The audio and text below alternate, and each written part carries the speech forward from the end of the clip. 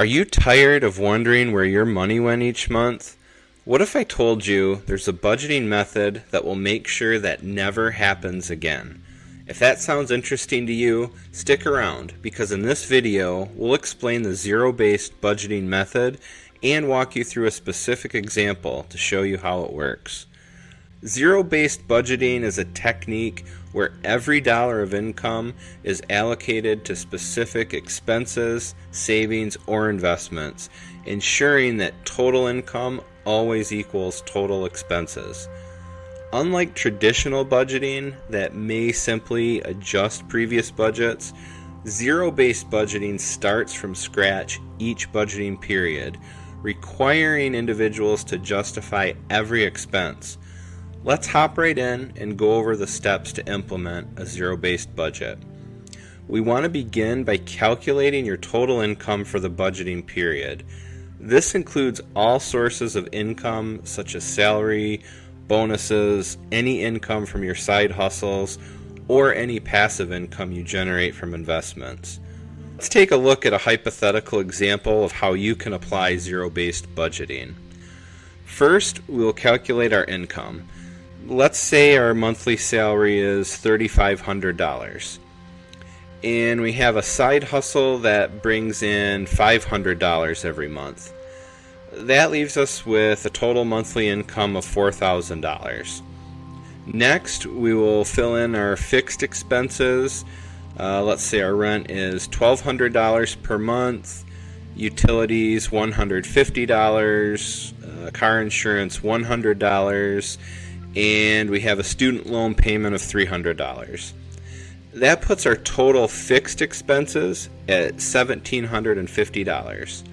Now, notice that we subtract that amount from our total left to allocate line at the bottom. Remember, when we are done, we should show $0 on that line if we are making a zero-based budget plan. Next, let's look at our variable expenses. Remember, these can be a little tricky as things like groceries and gas prices can fluctuate. So remember to take some time here to consider these changes at the beginning of each month as you reset your budget. In this example, let's say we project our groceries to cost $400 this month.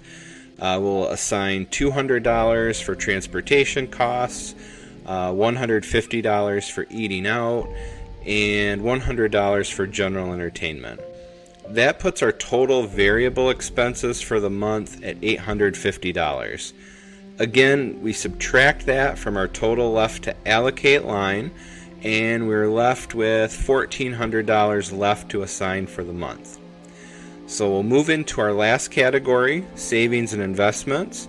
In this example, we allocate $500 to our emergency fund and another $300 to our retirement account.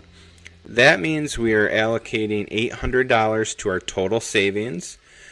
Now we subtract that from our total left to allocate line, and we still have $600 left. So again, unlike other budgeting techniques, we must assign every single dollar a task with the zero-based method. In this example, you could assign the extra $600 to paying down the student loan or starting a new savings or investment account. Just remember, these funds must be allocated to one of your line items. So thanks for watching. If you found this video on the zero budget method helpful, be sure to give a thumbs up. Don't forget to hit that subscribe button and ring the notification bell so you never miss out on our latest savvy financial tips. Check out these other videos for more budgeting strategies and financial hacks. Let's take control of our finances together, and we'll see you in the next video.